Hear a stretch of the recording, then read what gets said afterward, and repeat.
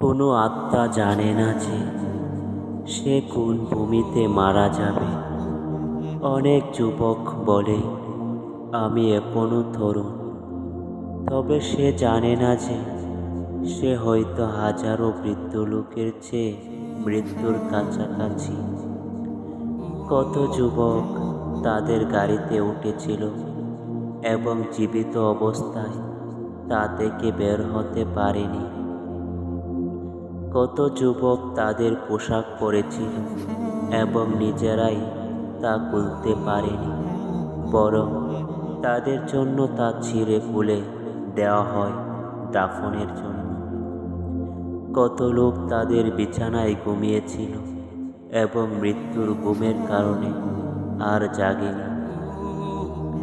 কত লোক তাদের বাড়ি ছেড়ে গিয়েছিল এবং আর ফিরে আসেনি, বরং সেখান থেকে তাকে হাসপাতালে নেওয়া হয় এবং হাসপাতাল থেকে কবরস্থানে।